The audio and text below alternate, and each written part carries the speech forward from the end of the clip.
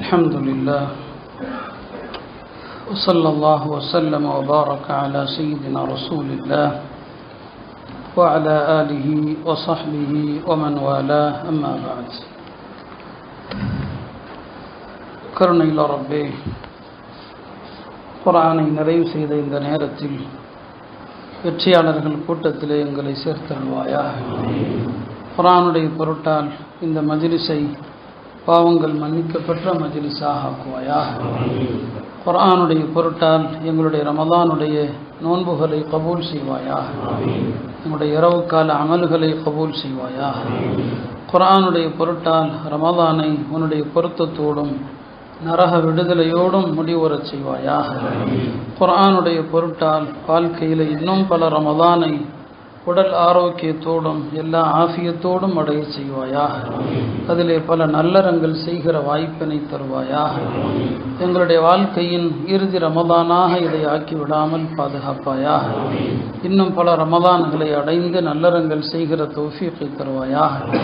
எங்கள் ஒவ்வொரு குடும்பத்திலும் குர்ஆனை மரணம் செய்த ஹாஃபிதுகளை ஏற்படுத்துவாயாக. குர்ஆனை எங்களுக்கும் எங்கள் சந்ததிகளுக்கும் இலகுவாக்குவாயாக. காலமெல்லாம் குர்ஆனோடு தொடர்புடைய மக்களாக ஆக்குவாயாக.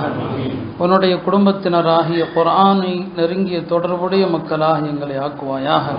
குர்ஆனை எங்கள் இதயத்திற்கு வசந்தமாக ஆக்குவாயாக. எங்கள் உள்ளத்திற்கு ஒலியாக ஆக்குவாயாக.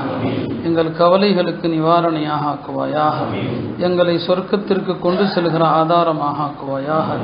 கபரிலும் மஹ்ஷரிலும் குர்ஆன் எங்களுக்காக வாதிடுகிற ஆதாரமாக ஆக்குவாயாக. எங்களுக்கு எதிராக அதை திரும்பிவிடாமல் பாதுகாப்பாயாக. குர்ஆனுடைய ஹலாலை ஹலாலாக்கக்கூடிய மக்களாக எங்களை ஆக்குவாயாக. குர்ஆனிலே எதையெல்லாம் நீ ஹராமாக்கினாயோ அதையெல்லாம் ஹராமாக்கக்கூடிய மக்களாக ஆக்குவாயாக. குர்ஆனுடைய எல்லா சட்டங்களையும் அமல் செய்கிற மக்களாக ஆக்குவாயாக. குர்ஆனை அதற்குரிய முறைப்படி ஓதுகிற மக்களாக எங்களை ஆக்குவாயாக. கண்ணியத்திற்குரிய அல்லாஹ்வின் நல்லடியார்களே, அல்லாஹுடைய பேரருள் இந்த அல்லாஹுடைய கலாமை நாம் எல்லாம் இப்போது நிறைவு செய்திருக்கிறோம். அல்லாஹுடைய கலாமை நாம் ஓதுவதற்கு உண்மையிலுமே நாம் சக்தியுடையவர்கள் கிடையாது. அல்லாஹுடைய தாத் எப்படி புனிதமானதோ, அல்லாஹ்வை எப்படி பார்க்க முடியாது, அல்லாஹுடைய தஜல்லி ஒரு பொருளின் மீது ஏற்பட்டால் அந்த பொருள் எப்படி சுக்குநூறாகி விடுமோ. மூசா அலைஹிஸ்ஸலாம் அல்லாஹ்வை பார்க்கணும்னு ஆசைப்பட்டாங்க. இந்த மலை மீது நான் இறங்குகிறேன், பார்க்க முடிந்தால் அது இருந்தால் பார்த்து கொள்ளுங்கள் என்று அல்லாஹ் சொன்னான். ஃபலம்மா தஜல்லா ரப்புஹு லில் ஜபல், அல்லாஹ்வுடைய தஜல்லி மலையின் மீது இறங்கிய போது ஜஅலஹு தக்கன், மலை சுக்குநூறாக ஆகிப்போச்சு. வஹர்ர மூசா ஸாயிகா, மூசா அலைஹிஸ்ஸலாம் மூர்ச்சியாக விழுந்துட்டான். இது அல்லாஹுடைய தாத்துக்குரிய இந்த ஆற்றல் என்னவோ அதே தான் அல்லாஹுடைய கலாமுக்கும். இந்த கலாமை நம்மளால் ஓத முடியாது. இந்த கலாமை நம்மளால் ஓத முடியாது. அல்லாஹ்க்கு சொல்றான், லவ் அன்ஸல்னா ஹாதல் குர்ஆன அலா ஜபல், இந்த குர்ஆனை மலை மீது இறக்கி இருந்தால் அந்த மலை அது என்னவா இருக்கும், தவிடுபொடியாக இருக்கும்னு அல்லாஹ் சொல்றான். இப்போ அப்படியானால் இந்த குர்ஆனை நம்முடைய நாவுல உச்சரித்தாலும் இந்த நாவுகள் துண்டு துண்டாக போய் விழுந்திருக்கணும். ஆனால் அல்லாஹ் அருள் புரிந்து விட்டான். அர் ரஹ்மான் அல்லமல் குர்ஆன், அல்லாஹ் தன்னுடைய ரஹ்மத்தை கொண்டு இந்த குர்ஆனை நமக்கு லேசாக்கியதால் அல்லாஹ்வுடைய கலாமு நாவுல உச்சரிக்கிறோம். அதான் அர்த்தம். அர் ரஹ்மானு அல்லமல் குர்ஆனுக்கு அர்த்தம். அல்லாஹ்வுடைய ரஹ்மத் இருக்க போய் தான் அல்லாஹ்வுடைய கலாமை நம்முடைய நாவுல நாம சொல்ல முடியுது. அந்த ரஹ்மத் இல்லை அப்படின்னு சொன்னால் அல்லாஹ்வுடைய கலாமை சொல்லக்கூடிய அந்த தகுதியோ ஆற்றலோ நம்முடைய நாவுகளுக்கு கிடையாது. இது அவனுடைய பேராற்றல் தான். சம்பவம் ஷாஹ் அப்துல் அசீஸ் ரஹமத்துல்லாவுடைய காலத்தில் நடந்தது. அதை சொல்வதா என்றே எனக்கு ஒரு யோசனை தான். அந்த நேரத்தில் பல இந்துக்கள் கிறிஸ்தவர்கள் எல்லாம் பல சவால் விடுவாங்க. ஒரு ஆள் சவால் விட்டார், எங்களுடைய மதமே பழமையானது, உண்மையானது, இதோ எங்களுடைய பழங்கால கோயில் 2000 வருடங்களாக இருக்குது, அதில் எந்த சிதிலமும் இல்லை, இடிபாடும் இல்லை, அப்போ இதுதான் சத்தியம், இஸ்லாம் அசத்தியம்னு சொன்னாங்க.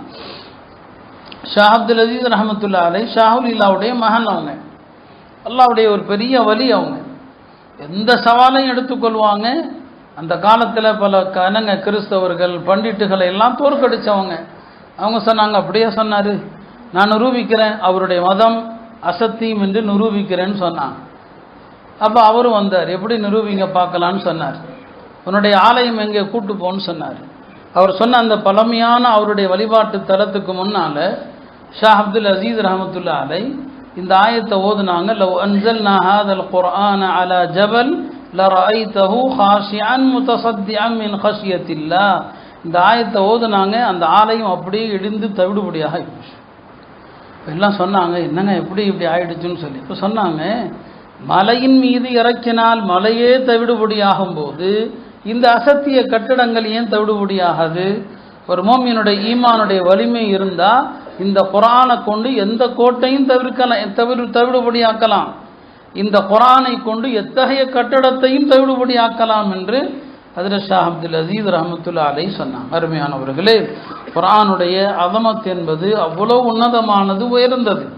இந்த குர்ஆன் ஒரு பெரிய பேரற்புதம். இது குர்ஆன் அருளப்பட்ட மாதமும் உன்னதமான மாதம் ரமதான்.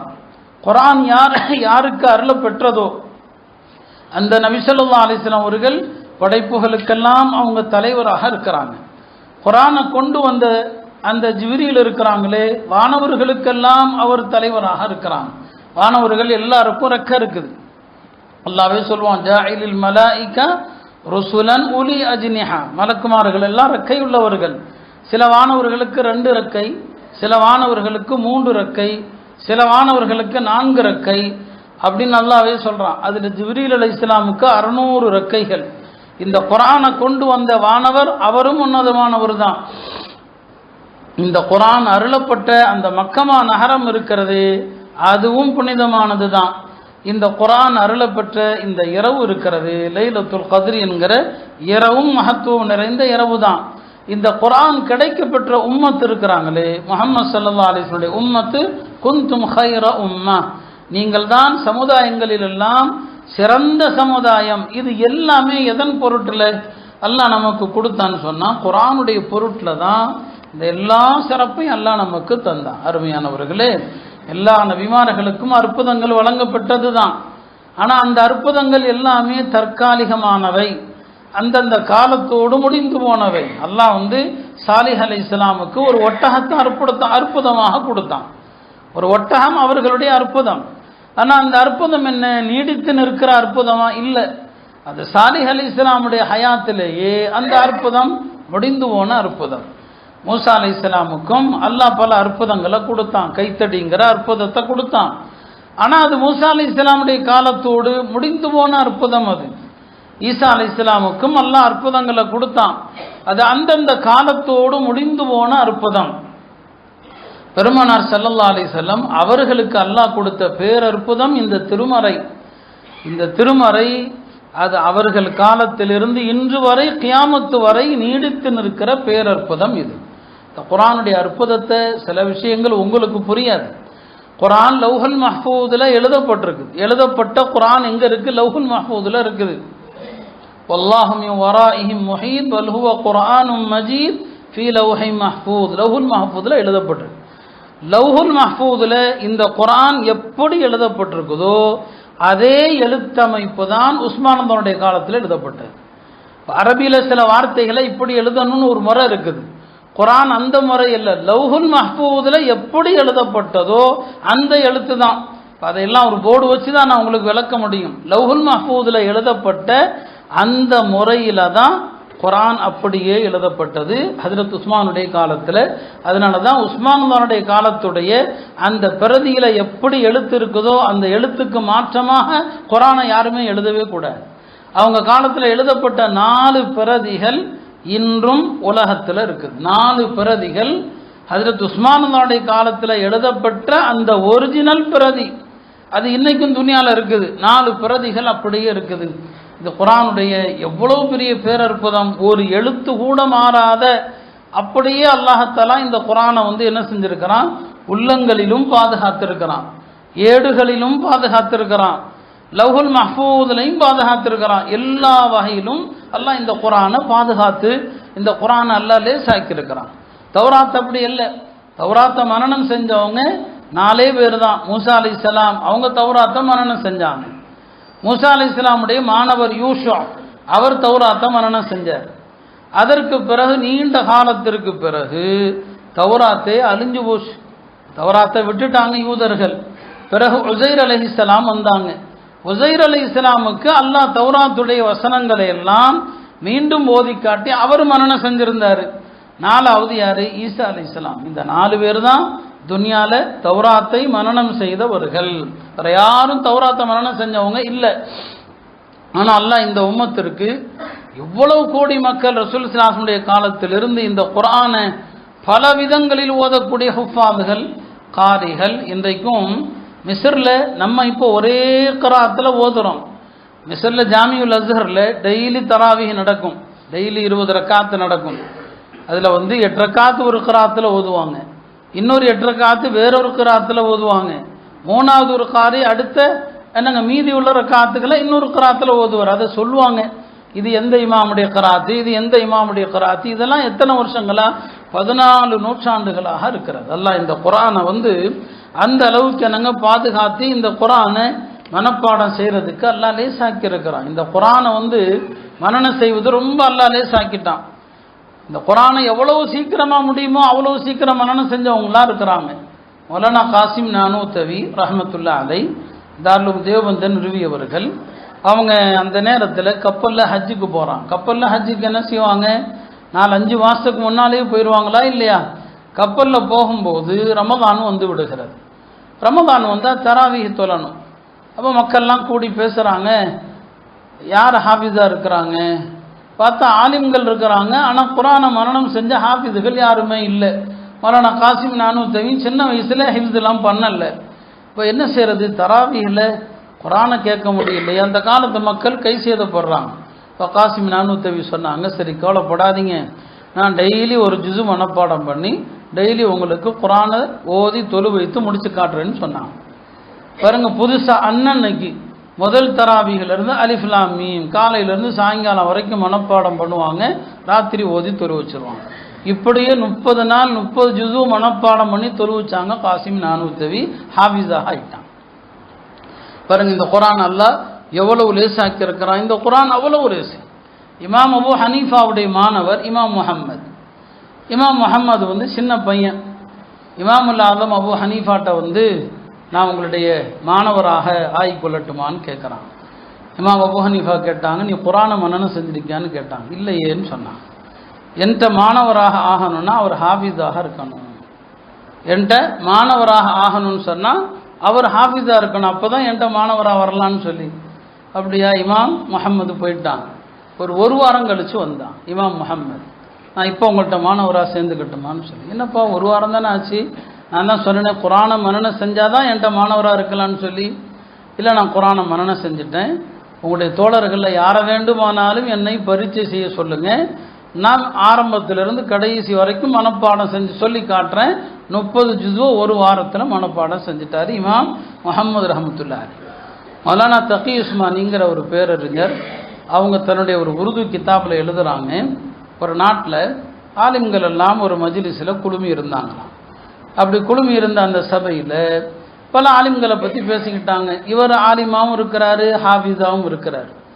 இன்னார் ஆலிம் மட்டும்தான், இன்னார் ஹாஃபிஸ் மட்டும்தான் பேசும்போது ஒரு அறிஞரை சுட்டி காட்டி, ஒரு அறிஞர் அநேகமாக அவர் பேர் ஹிஷாம்னு நினைக்கிறேன், அவரை சுட்டி காட்டி, ஒரு பேரறிஞர் இவர், பெரிய அறிஞர் ஆலிம் இவர், ஆனால் என்ன பாருங்கள் இவர் ஹாஃபிஸாக இல்லையே அப்படின்னு பேசிக்கிறாங்க எல்லாரும். இது அவர் மனசில் பெரிய உறுத்தலாக போயிடுது. என்னடா, நான் குர்ஆனை மனனம் செய்யாமல் போயிட்டேங்கிறத மக்கள் எவ்வளோ குறையாக பேசுகிறாங்க, நான் எவ்வளோ பெரிய ஆலிமாக இருந்தும் குர்ஆனை மனனம் செய்யலைங்கிறத மக்கள் எவ்வளோ விமர்சிக்கிறாங்களா அப்படின்னு அவர் என்ன செய்கிறாரு, உடனே தன்னுடைய வீட்டுக்கு போகிறாரு.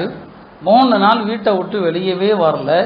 3 நாள் முடிந்து வெளியே அதே ஆலிம்கள் சபைக்கு சொல்கிறாரு, நான் இப்போ குர்ஆனை மனனம் செஞ்சுட்டேன், நீங்கள் எல்லாரும் சேர்ந்து எனக்கு பரீட்சை வைங்க, குர்ஆனை நான் எப்படி ஓதுறேன், மனப்பாடமாக ஓதுறேன்னு சொல்லி கேளுங்கன்னு சொல்கிறாரு. எத்தனை நாளில்? 3 நாளில் குர்ஆனை ஹிஃப்து செஞ்சு முடிச்சிட்டார். அருமையானவர்களே, இந்த மாதிரி வரலாறுகள் ஏராளமாக இருக்குது. இது அந்த காலத்தில் மட்டுமல்ல, நம்ம காலத்திலையும். அண்மையில் ஒரு ஆலிமுடைய பயானில் கேட்டேன், மும்பையில் ஒரு சிறுமி 7 மாதத்தில் குர்ஆனை மனனம் செஞ்சுட்டாங்க. 7 மாதம். அந்த பிள்ளை வந்து ஹிஃப்தில் சேர வருது, அந்த மதரசாவுடைய சட்டப்படி ஹிஃப்தில் சேர்க்கக்கூடிய வயது இல்லைம்மா, நீ ஆலிமியல் கோர்ஸில் சேர்ந்துக்கங்கிறாங்க, ஆலிமியத்தில் சேர்ந்துக்கன்னு சொல்லி. இல்லை நான் குரானை மனப்பாடம் செஞ்சு தான் தீர்வேன், என்ன ஹிஃப்ஸு பிரிவில் தான் நீங்கள் சேர்க்கணும்னு அந்த பிள்ளை அடம் பிடிக்குது. சரி, மதரசாவுடைய முதல் வரும், அந்த பிள்ளையினுடைய ஆர்வம் குரானை மனனம் செய்வதில் இருக்கிற அந்த தீவிர ஆர்வத்தை பார்த்து சட்டத்தை கொஞ்சம் தளர்த்தி, சரி விடுங்க அந்த பிள்ளை ஹிஃப்ஸில் சேருங்க. அந்த பொண்ணு 7 மாதத்தில் குரானை மனனம் செய்து முடித்தது. இதெல்லாம் குரானுடைய பேரற்புதம். இது குரானை தவிர இந்த உலகத்தில் வேறு எந்த வேதமும் இந்த ஆற்றல் நாங்கள் கிடையாது. நீங்கள் துனியா முழுக்க எத்தனை குரான் முடிக்கப்பட்டிருக்கும் யோசிச்சு பாருங்க.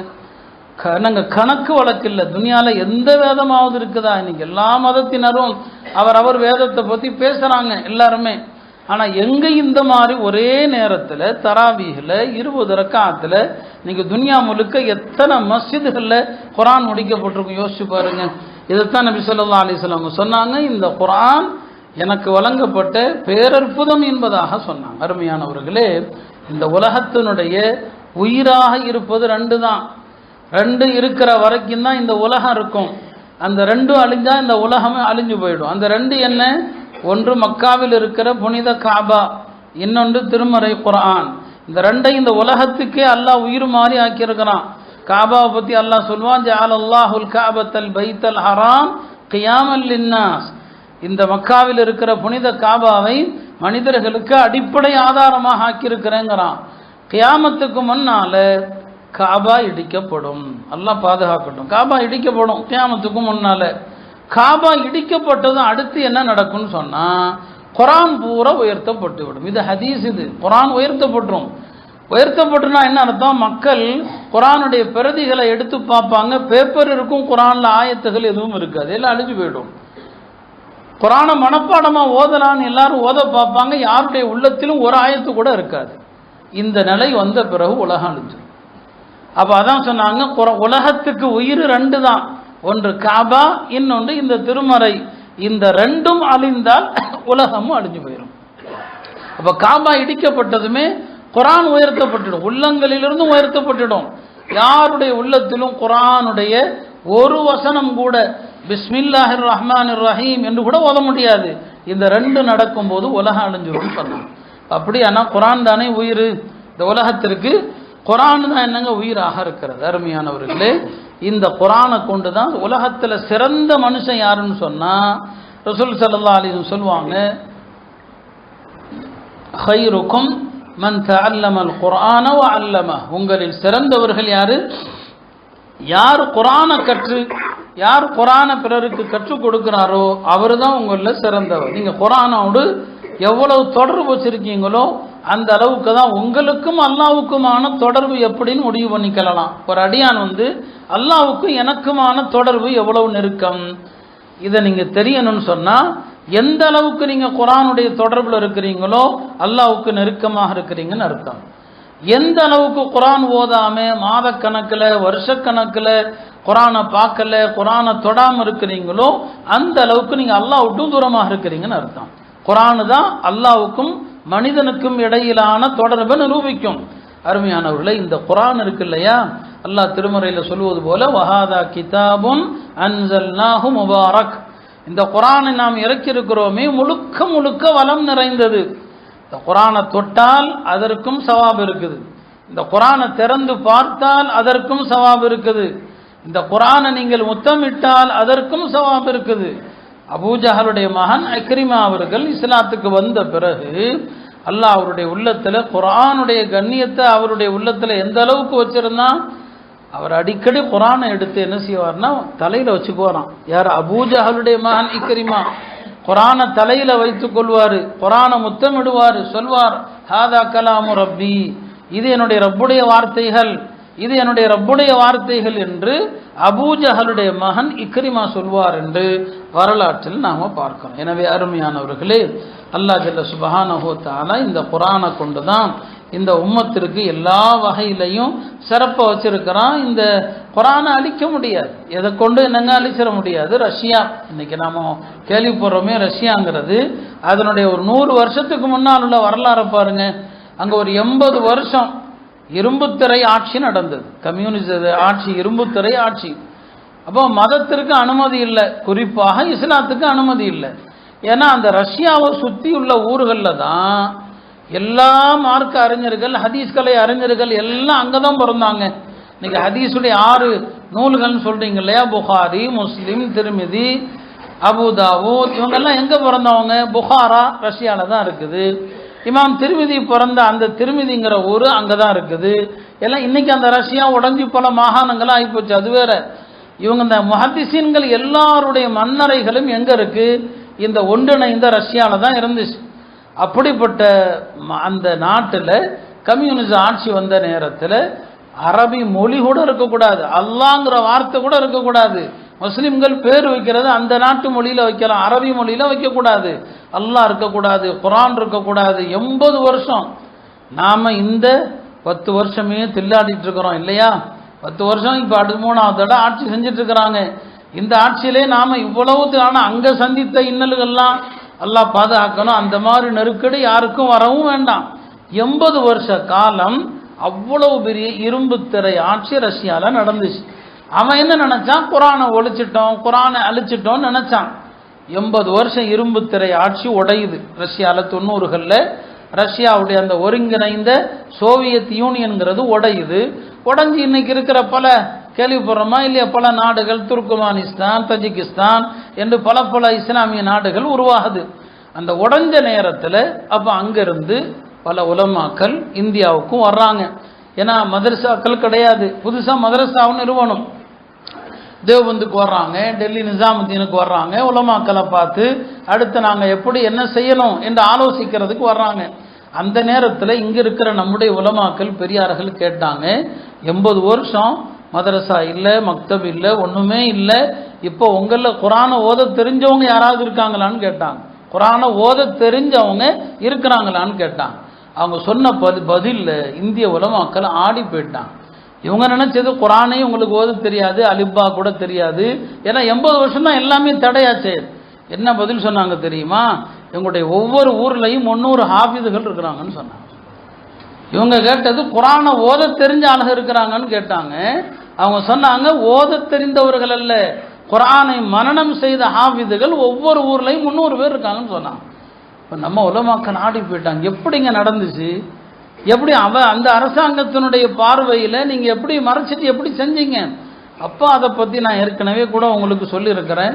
மௌலானா துல்ஃபிகார் நக்ஷபந்தி ரஹ்மத்துல்லா அலை அவங்க ரஷ்யாவுடைய பயண அனுபவத்தில் அதையெல்லாம் சொல்லியிருப்பாங்க. இது வரலாற்று ஆவணம், உண்மை இது. அப்போ அவங்க எப்படி அந்த குழந்தைகளுக்கு அரபியை சொல்லி கொடுத்தாங்க? அங்கே ஷேகுல் ஹதீஸா இருப்பார், புகாரி பாடம் நடத்துவார், ஆனால் தாடியை சரைச்சு தான் இருப்பார். ஏன்னா தாடி வைக்க முடியாது அந்த நாட்டில், அதான் வேற வழி கிடையாது. அவர் பார்த்தா ஒரு தாடி இல்லாத ஒரு சாமானிய ஆள் மாதிரி இருப்பார். பார்த்தா ஒரு பெரிய ஷேகுல் ஹதீஸா இருப்பார். குரான் சொல்லி கொடுக்குறாங்க, ஹதீஸை சொல்லி கொடுக்குறாங்க. மண்ணறைகளுக்குள், ரகசிய அறைகளுக்குள் புதைகுழியை தோண்டி தோண்டி சில நாட்களுக்கான உணவையும் கொடுத்து அந்த பிள்ளைங்க அந்த அறையை விட்டு வெளியே வராமல் மனப்பாடம் பண்ணுவாங்க.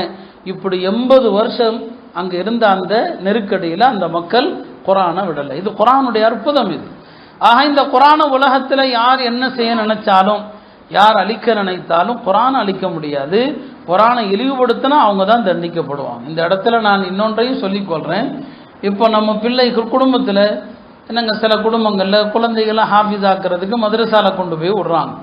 எல்லா குடும்பத்திலையும் இந்த மாதிரி மதரசால பிள்ளைங்களை சேர்த்தா அதுக்கு 4 பேர் எதிர்த்து பேசுகிறவங்களும் இருப்பாங்க. ஒன்று மட்டும் தெரிஞ்சுக்குங்க, நீங்கள் வேறு கல்வி ஏதாவது காலேஜில் ஒரு பையன் படிக்கிறான், அந்த கல்வியை பற்றி நீங்கள் என்ன செய்யுங்க, ஏப்பா இதை படிக்கிற, இதெல்லாம் ஒரு படிப்பா, நீ அதை படிக்கலாமே அப்படின்னு நீங்கள் பேசலாம். பேசுகிறதுனால உங்களுக்கு ஆபத்து ஒன்றும் இல்லை. மார்க்க ரீதியாக ஒரு புள்ள ஹிஃப்ஸு மர்சால சேர்க்கப்பட்டிருக்குது, நீங்கள் அதை யாராவது ஏப்பா ஹிஃப்ஸு குரான்லாம் நமக்கு அது தேவையில்லையே, நமக்கு அதை ஹிஃப்ஸு பண்ணுறதுக்கு வேறு மக்கள் இருக்கு, அப்படி சில பேர் பேசிகிட்டு இருக்கிறான். குரான் நம்ம இதுக்கு அது நம்ம இப்போ பணக்கார குடும்பங்களை யாரையாவது ஹிஃப்ஸுக்கு சேர்த்துட்டா எப்போ நீ மர்சால கொண்டு போய் விட்ட, நம்ம குடும்பத்துக்கு அதெல்லாம் தேவையில்லையே. ஒரு ஹிஃப்ஸு பண்ணுற பையனை பற்றி அதை நீங்கள் தரக்குறவா பேசுனீங்கன்னு சொன்னால் உலமாக்கள் எழுதுகிறாங்க, குரானை யார் தரக்குறவா பேசுகிறாரோ நாளை மறுமை நாளில் அந்த பையன் அந்த ஹாஃபிஸு பலருக்கும் பரிந்துரை செய்வானா இல்லையா? அல்லாஹ் அந்த பையன்கிட்ட இப்போ சொல்லுவான், உன் குடும்பத்தில் யார் இந்த குரானை பரிகாசமாக பேசினானா அவனுக்கு மட்டும் நீ பரிந்துரை செய்யக்கூடாதுன்றான். அவனுக்கு மட்டும். அதனால் ஹிஃப்ஸு பண்ணுற பிள்ளைங்களை மட்டும் தயவு செஞ்சு தரக்குறைவாக பேசிடாதீங்க. அதுதான் 3 பேரை கண்ணியப்படுத்துறது அல்லாஹ்வை கண்ணியப்படுத்துறது. அதில் குர்ஆனை மனனம் செஞ்ச ஹாஃபிஸை கண்ணியப்படுத்துவது அல்லாஹ்வை கண்ணியப்படுத்துவது என்று பெருமானார் ஸல்லல்லாஹு அலைஹி வஸல்லம் அவர்கள் சொன்னாங்க. எனவே அருமையானவர்களே, இந்த குர்ஆன் அல்லாஹ்வுடைய நீடித்து நிற்கிற ஒரு பேரற்புதம் இது. நாம் இந்த குர்ஆனை மதிக்கணும். குர்ஆனை அதனுடைய கடமைகள் நிறைய. நாம் இன்னைக்கு குர்ஆனுடைய எல்லா விஷயங்களிலும் அதை புறக்கணிக்கிறோம். ஓதுறது ரொம்ப கம்மி, ஓதக்கூடிய மக்களும் கம்மி. ஓதக்கூடியவங்களும் கொஞ்சம் தான் ஓதுறாங்க. ஓதக்கூடிய மக்கள் எவ்வளோ பேர் இருப்பாங்க இந்த சபையில்? இந்த புனிதமான மாதத்தில், ரமதானுடைய இந்த மாதத்தில் குர்ஆனை கத்ம் செஞ்சவர் எத்தனை பேர் இருக்கிறாங்க? நாம் குர்ஆனை ஒட்டி எவ்வளவு தூரமாக இருக்கிறோங்கிறதுக்கு இந்த மஜ்லிஸில் எத்தனை பேர் குர்ஆனை முடிச்சிருப்போம்? நம்முடைய கால நேரங்களை எவ்வளவு வீணாக்கி இருக்கிறோம். எவ்வளோ பெரிய கைசியத்தை. ரமதான் முடிய போகுது இல்லையா? இன்னும் 3 நாளில் ஒரு குர்ஆன் முடிக்கலாம். 10 ஜுது ஓதுனா கூட 3 நோன்புகள் இருக்கிறது. 3 நாளில் ஒரு குர்ஆன் முடிக்கலாம். அல்லாஹ் தௌஃபீக் செய்யட்டும். எனவே அருமையானவர்களே, குழப்பமான காலத்தில் தீர்வு என்ன? நபி ஸல்லல்லாஹு அலைஹி சொன்னாங்க, குழப்பங்கள் வரும். ஹஜ்ரத் அலி கேட்டாங்க, யா ரசூலல்லாஹ், அப்போ என்ன தீர்வு? இந்த குர்ஆன் தான் தீர்வுன்னு சொன்னாங்க. இந்த குர்ஆனை எடுத்துக்கங்க, ஹபலுல்லாஹில் மதீன், இது அல்லாஹ்வுடைய பலமான கயிறுன்னு சொன்னான். குர்ஆனை பற்றி அவனே அறிமுகம் செய்வான். இன்ன ஹாதல் குர்ஆன் யஹ்தி லில்லதி ஹிய அக்வம், இந்த குர்ஆன் சரியான பாதையை காட்டும்னு சொன்னாங்க. உலமாக்கள் இந்த ஆயத்துடைய விளக்கத்தில் எழுதுறாங்க, குர்ஆன் சரியான பாதையை காட்டும்னா என்ன அர்த்தம்? குர்ஆன் நோயையும் சொல்லும், நோய்க்கான ஷிஃபாவையும் சொல்லும், பிரச்சனையையும் சொல்லும், பிரச்சனைக்கான தீர்வையும் சொல்லும். ஒரு நல்ல மருத்துவன் யாரு? தன்னிடம் வரக்கூடிய ஒரு நோயாளியினுடைய நோயையும் கண்டுபிடிக்கணும், பிறகு நோய்க்கான மருந்தையும் சொல்லணும். அவன் தான் நல்ல மருத்துவன். குர்ஆன் நோயையும் சொல்லும், நோய்க்கான மருந்தையும் சொல்லும், பிரச்சனைகளையும் சொல்லும், பிரச்சனைகளுக்கான மருந்தையும் இந்த குர்ஆன் சொல்லும். அருமையானவர்களே, அந்த குர்ஆனில் அல்லாஹ் சொல்லி இருக்கிற குடும்பவியலாக இருக்கட்டும், வணக்கங்களாக இருக்கட்டும், எல்லாவற்றையும் நாம் பின்பற்றணும். குர்ஆனுக்கு எவ்வளோ விதவிதமான தஃசீர்கள், குர்ஆனுடைய தஃசீர் இருக்கு இல்லையா? உலகத்தில் விதவிதமான விரிவுரைகள் குர்ஆனுக்கு என்ன செஞ்சாங்க? எழுதினாங்க. ஒவ்வொரு விரிவுரையினுடைய சிறப்பம்சங்கள் ஒவ்வொரு விதமாக இருக்குது. அருமையானவர்களே, நம்ம ரமதானுடைய நோன்பு முடிவு செய்ய போகிறோம் இல்லையா? நிறைவு செய்ய போகிறோம். குர்ஆனுடைய ஒரு ஆயத்துக்கும் இன்னொரு ஆயத்துக்கும் சில உலமாக்கள் அழகான பொருத்தத்தை சொல்லுவாங்க. இதுக்கும் அதுக்கு என்ன பொருத்தம்னு சொல்லி. உதாரணமாக குர்ஆனில் நோன்பை பற்றிய ஆயத்து எதில் வருது? பக்கரால வருது. நோன்பை பற்றிய வசனங்கள் வருது. உங்களுக்கு நோன்பு கடமையாக்கப்பட்டிருக்குது அப்படின்னு நோன்பை பற்றி ஒரு 3-4 வசனங்கள் வருது. அந்த நோன்பை பற்றிய வசனத்துக்கு முன்னால் அல்லாஹ் எதை பற்றி பேசுவான்னு சொன்னால் வசியத்தை பற்றி பேசுகிறான். வசியத்தை பற்றி அந்த நோன்புடைய வசனம் முடிந்த பிறகு பின்னால் வரக்கூடிய வசனம் இருக்கு இல்லையா? அதில் அல்லாஹ் எதை பற்றி பேசுகிறான்? நீங்கள் பிறருடைய பொருள்களை அநியாயமாக உண்ணாதீர்கள் அப்படின்னு பேசுகிறான். பாருங்க, நோன்புங்கிற வசனம், நோன்பை பற்றி பேசுகிற வசனத்துக்கு முன்னால் எதை பற்றி வருது? வசியத்தை பற்றி வருது. நோன்புடைய சட்டம் முடிஞ்ச பிறகு எதை பற்றி வருது? மக்களுடைய பொருளை அநியாயமாக உண்ணாதீர்கள் என்று வருது. உலமாக்கள் ரொம்ப அழகா என்ன செஞ்சாங்க? விளக்கம் கொடுத்தாங்க. இந்த இவைகளுக்கு இடையில என்னங்க பொருத்தம்? நோன்புனா என்ன? இந்த குறிப்பிட்ட நேரம் ஒரு 12-13 மணி நேரம் உண்ணாமல் இருப்பது, பருகாமல் இருப்பது, அதானே நோன்பு.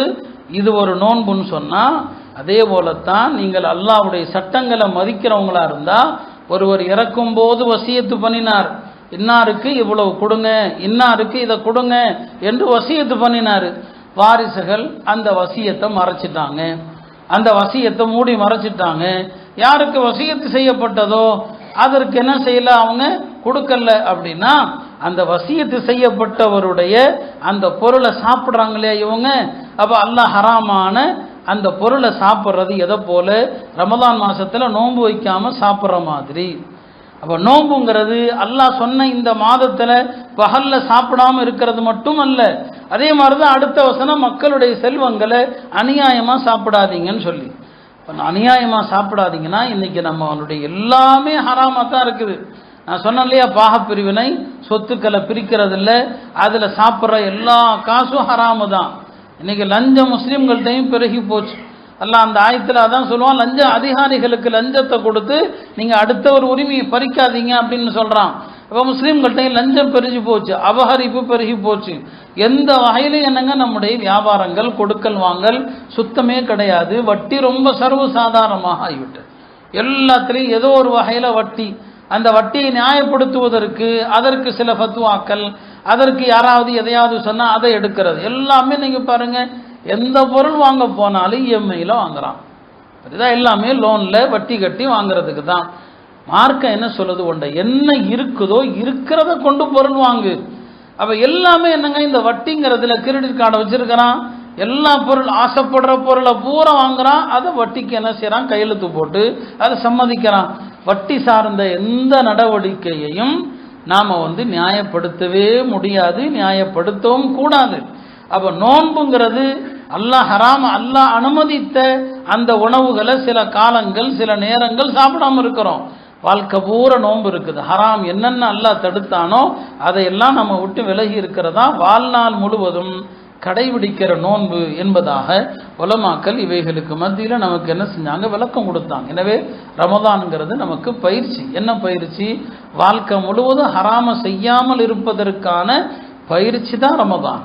அந்த ஹராமிலிருந்து தூரமாகிற பயிற்சியை இந்த ரமதான் நமக்கு கொடுக்கலன்னு சொன்னால் அப்போ ரமதான் பயனற்றதாக ஆகிவிடுகிறது. எனவே அருமையானவர்களே, ரமதான் முடிக்கக்கூடிய நேரத்தில் வாழ்க்கையில் நாம் குரானை கடைபிடிக்கணும். உம்மத்து குரானை விட்டும் தூரமாக இருக்கிறதுனால தான் சதாவும் பிரச்சனை, எல்லா வகையிலையும் பிரச்சனை. ஷேகுல் ஹிந்த் மஹமூத் ஹசன் ரஹமத்துல்லா அலை அவங்க மால்டா சிறையிலிருந்து வந்தபோது சொன்னாங்க, நான் சிறையில் இருந்த காலத்தில் ரொம்ப யோசித்தேன், இந்த உம்மத்துக்கு ஏன் இவ்வளவு பிரச்சனை என்று யோசித்த போது என் மனதில் உதித்தது அதுதான். இந்த உம்மத்து குரானை விட்டும் தூரமாக இருக்குது. எப்போ குரானுக்கு நெருக்கமாக வருவாங்களோ அப்போ தான் இந்த உம்மத்துக்கு தீர்வு என்று நான் முடிவு செஞ்சேன்னு சொல்லி, அதற்கு பிறகு அவங்க ஹதீஸ் கலையினுடைய ஆசிரியராக இருந்தாங்க. அதுக்கு பிறகு தான் அவங்க குரானுடைய மொழிபெயர்ப்பை உருதுல எழுதினாங்க. அந்த காலத்தில் மொழிபெயர்ப்புகள் அதிகமில்லாத காலகட்டம்.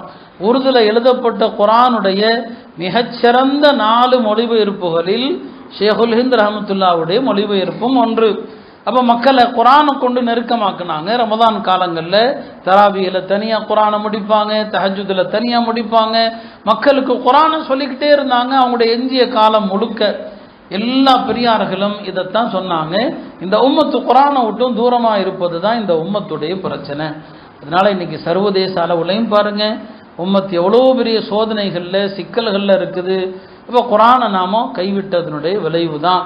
எனவே ரமதானில் தராவிகளை குரானை கேட்டோம், அதுக்கும் பலன் இருக்குது. குரானை சும்மா ஓதுறது கேட்கறது எல்லாமே பலன் இருக்குதான். ஒரு முழுமையான பலன் என்று ஒன்று இருக்குதா இல்லையா? அந்த பலனை நாம் அடையணும்னா அல்லாஹ் குரானில் சொல்லுகிற எல்லா சட்டங்களையும், குரானில் அல்லாஹ் சொல்லக்கூடிய அனைத்து விஷயங்களையும் நாம் பின்பற்றணும், ஹராமை விட்டு விலகணும். அருமையானவர்களே, ஒரு பெரியார் அழகா சொன்னாங்க, ஹராமான விஷயங்களை பொருள் ஈட்டுறதுல ஹராமு, எல்லாம் ஹராம் செய்கிறாங்களா இல்லையா? அவங்களுக்கு ஒரு அழகான விஷயம் சொன்னார். எப்பா 2 விஷயத்தை யோசிச்சுப்பார். இந்த துனியாவில் இருக்கிற எல்லா பொருளுமே, இந்த துனியாவில் இருக்கிற எல்லா பொருளுமே 2ல் 1ஆகத்தான் இருக்கும். ஒன்று என்ன? அந்த பொருள் எனக்கு விதிக்கப்பட்டதாக இருக்கும், அல்லது அந்த பொருள் வேறொருத்தனுக்கு விதிக்கப்பட்டதாக இருக்கும். இந்த துனியா முழுக்க உள்ள எல்லாமே என்னங்க? ஒன்று எனக்கு எழுதப்பட்டிருக்கணும், அல்லது வேறு யாருக்காவது எழுதப்பட்டிருக்கணும். எனக்கு எழுதப்பட்டு இருந்தால் நான் என்ன முயற்சி செஞ்சாலும் அது எப்போது அல்லாஹ் எனக்கு கிடைக்கணும்னு நினைக்கிறானோ அப்போ தான் கிடைக்கும், அது எனக்கு கிடைக்காம போகாது. அடுத்தவர்களுக்கு அது எழுதப்பட்டிருந்தால் நான் தலகீழா நின்னாலும் அது எனக்கு கிடைக்காது. இந்த உண்மையை நீங்கள் விளங்கிக்கிட்டீங்கன்னு சொன்னால் நீங்கள் ஹராமான முறையில் பொருள் தேடவே மாட்டீங்க, ஹலாலில் மட்டும்தான் பொருள் தேடுவீங்கன்னு சொன்னாங்க. அருமையானவர்களே, ஹராமான முறையில் கிடைக்கிற சம்பாத்தியத்தினால நாம் சாப்பிட்றோமே குடிக்கிறோமே, அதில் வளர்ந்த இந்த சதையானது நரகத்திற்கே செல்ல தகுதியானது என்று நபிசுல்லாஹும் சொன்னாங்க. அந்த சதையை தூக்கி நரகத்தில் தான் போடணும்னு சொன்னாங்க. அப்போ இன்றைக்கு வியாபாரங்கள் எல்லாத்துலேயுமே நம்ம தவறுகள் செய்கிறோம். அந்த தவறில் கிடைக்கிற வருமானங்களை சாப்பிட்றோம், உடையாக உடுத்துறோம். அதெல்லாம் நம்மளை நரகத்திற்கு தான் நெருக்கமாக்குகிறது என்பதை நபி ஸல்லல்லாஹு அலைஹி வஸல்லம் சொன்னாங்க. எனவே நீண்ட உரைக்கு அவசியமல்ல, அமல்கள், துவாக்கள், திக்ருகள் செய்ய வேண்டிய ஒரு புனிதமான ஒரு தருணத்தை அல்லாஹ் நமக்கு தந்திருக்கிறான். புனிதமான லைலத்துல் கத்ராக இந்த இரவு இருப்பதற்கான வாய்ப்புகள் அதிகம் என்பது உம்மத்துடைய உலமாக்களுடைய கருத்து. நாமும் அல்லாஹ்வுடைய அருள் மீது ஆதரவு வைக்கிறோம். இந்த இரவே லைலத்துல் கத்ரா இரவாக இருந்து நம்முடைய எல்லா ஹாஜத்துகள் தேவைகளை எல்லாம் அல்லாஹ் இந்த நல்ல இரவுல பூர்த்தி செய்து மகத்தான கூலி அல்லாஹ் நமக்கு தந்தரலட்டும். ஏன் இந்த இரவு லைலத்துல் கத்ராக இருக்கிற அதிக வாய்ப்புன்னு ஏன் அப்படின்னா, அல்லாஹ் ஒவ்வொரு எண்ணிக்கைக்கும் ஒவ்வொரு ரகசியம் வச்சிருக்கிறான். 7ங்கிற எண்ணிக்கை ஒற்றைப்படையில் இருக்குதுன்னு நபி ஸல்லல்லாஹு அலைஹி வஸல்லம் சொன்னாங்களா இல்லையா? 7 அப்படிங்கிற எண்ணிக்கை இருக்குது. அந்த எண்ணிக்கை அல்லாஹ் அதில் பல ரகசியங்கள் வச்சிருக்கிறான். இந்த பிரபஞ்சத்தில் பார்த்தீங்கன்னா எல்லாமே அல்லாஹ் 7ஆக அமைச்சிருக்கிறான். வானங்கள் 7, பூமி என்னங்க 7, பிரபஞ்ச அமைப்பில் எல்லாமே 7க்குள்ளே தான் இருக்குது. நிறைய வணக்கங்களை பார்த்தீங்கன்னு சொன்னால் அல்லாஹ் 7ங்கிற அந்த எண்ணிக்கையில் வணக்கங்களை வச்சிருக்கிறான். தவாஃப் செய்கிறோம் 7, சை செய்கிறோம் 7 சுற்று, கல்லறிகிறோம் 7 சுற்று. அப்போ அந்த வணக்கங்கள் 7 என்னங்க இருக்குது. அதே மாதிரி தான் உறவு முறைகளில் திருமணம் செய்யக்கூடாத உறவு முறை பெண்கள் 7 வகை பெண்கள் அப்படின்னு வருது. வாரத்தினுடைய நாட்களை அல்லாஹ் எப்படி ஆக்கியிருக்கிறான்? 7 நாட்களாக தான் ஆக்கியிருக்கிறான். ஒரு கரு உருவானதிலிருந்து பிறக்கிற வரைக்கும் உள்ள கட்டங்கள் எத்தனை? அல்லாஹ் திருமறையில் 7 கட்டங்கள் சொல்லுவான். கரு உருவானதிலிருந்து குழந்தையாக வெளியே வர்ற வரைக்கும் 7 கட்டங்கள். அப்போ இந்த 7 அப்படிங்கிற எண்ணிக்கை அதில் ஒரு ரகசியம் இருக்குது. அதனால தான் பல சஹாபாக்கள் எல்லா ஒற்றைப்படை இரவுகளிலும் லைலத்துல் கத்ருடைய வாய்ப்பு இருந்தாலும் 27 தான் அதிகமாக இருக்க வாய்ப்பு என்று சொன்னாங்க. எனவே அந்த நம்பிக்கை நிச்சயமாக வீண் போகாது. வந்திருக்கிற எல்லாருடைய எல்லா ஹாஜாத்துகள் தேவைகளையும் எல்லாம் வல்ல அல்லாஹ் நிறைவேற்றுவானாக. இந்த இரவிலே பாவங்கள் மன்னிக்கப்பட்ட கூட்டத்திலே நம்மை அல்லாஹ் சேர்த்தல்வானாக. அல்லாஹ் சூரத்துல் கத்ரில் இன்னா அன்ஸல்னா ஓதுறோமே, இந்த இரவு பற்றி சுருக்கமாக அழகாக சொல்லிடுறான். ஒரு விஷயம் சிறப்பானது அப்படிங்கிறத வளவலன்னு சொல்ல வேண்டிய தேவையில்லை, சுருக்கமாக சொன்னால் போதும். அல்லாஹ் சொல்லுகிற சிறப்பு என்ன? இந்த இரவுல வானவர்களும் வர்றாங்க, ஜிப்ரீல் அலைஹிஸ்ஸலாமும் வர்றாங்க. வானவர்களில் ஜிப்ரீல் அலைஹிஸ்ஸலாமிற்கு என்ன அந்தஸ்தோ அதே போல தான் இரவுகளில் லைலத்துல் கத்ருடைய அந்தஸ்துன்னு புரிஞ்சுக்கணும். வானவர்களில் ஜிப்ரீல் அலைஹிஸ்ஸலாமுக்கு என்று ஒரு மகாம் இருக்குது, அவர்களுக்கென்று ஒரு அந்தஸ்து இருக்குது. அந்த அந்தஸ்தை எந்த மலக்கும் அடைய முடியாது. அதே போல தான் இரவுகளில் லைலத்துல் கத்ர், அது ஜிப்ரீல் அலைஹிஸ்ஸலாமை போல மகத்துவம் நிறைந்த இரவு. அந்த சிறப்பை யாருமே அடைய முடியாது என்பதாக உலமாக்கள் சொன்னாங்க. எல்லாம் அல்ல அல்லாஹ் இந்த நாளை நமக்கு கபூல் செய்வானாக. வரக்கூடிய ஆண்டுகளிலும் ரமலானை அடையக்கூடிய பாக்கியத்தை அல்லாஹ் தந்தருவானாக. வாஹிரு தஅவானா அல்ஹம்துலில்லாஹி ரப்பில் ஆலமீன்.